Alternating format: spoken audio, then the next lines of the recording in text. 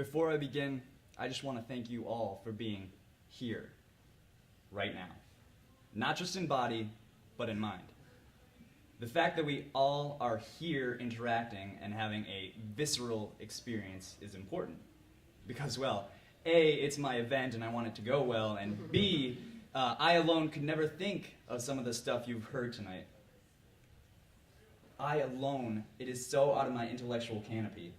I will walk out of this room tonight seeing the world and some of the stuff in it with a whole different perspective that I wouldn't have gotten without being here.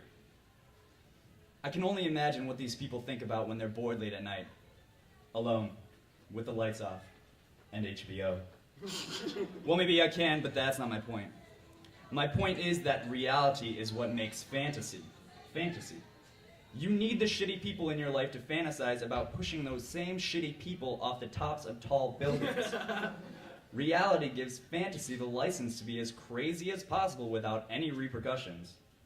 Fantasy is like your elderly grandpa, who's now living at your home, leaving messes everywhere, causing all sorts of confusion, and nobody ever says anything about it because the rest of the family has already given up. Have you ever thought to yourself, you know, that's a really good idea? And then 10 minutes later, you're rolling around on the ground, crying, looking at a piece of your bone that had just 10 seconds earlier been inside of your body. You lay there screaming, "What the fuck was I thinking?" If not, you've never taken a risk or seen the show Scarred. Plenty of fantasies on that show. Excuse me. Do you feel that? That's touch. Can you hear me? Yeah.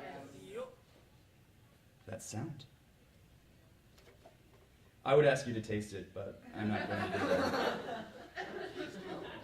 that. Chartwells. Reality includes everything you've ever experienced. Reality can be subjective to you. What some people think is fantasy might be someone else's reality. We call those people Hilton sisters. Now, reality isn't just the counterpoint to fantasy. It far exceeds its handicapped brother. To further emphasize the point, I wrote a poem, and it goes. So-and-so never knew how much she meant to me. How could she? Love's not an amount you can count with a quantity like, you know, the number of weeks we spent trying to make it work, or our fingers or sheep, I guess. No, it's like this poem. Each syllable and line were crafted carefully, and my brain waves weave wonderful memories of us together perfectly into montages like Rocky. From when we first met underneath the sun and the sky like so many couples do, we spun our own story. Quality was time. Whether it was doing the usual out of the ordinary or laying so close our breathing would synchronize, all that mattered was that it happened together. See, so-and-so is the furthest I've ever gone with a woman, emotionally. It's something you can't feel unless you've lived it. And I know what you're thinking, Eric. Obviously, you're kidding us, right? That sort of thing is only reserved for some sort of fantasy. And I say, nay. Just because it's poetry doesn't make it not a reality.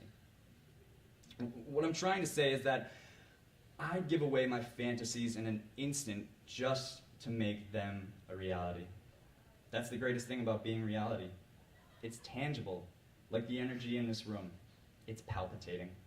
And once again, I thank you for being here.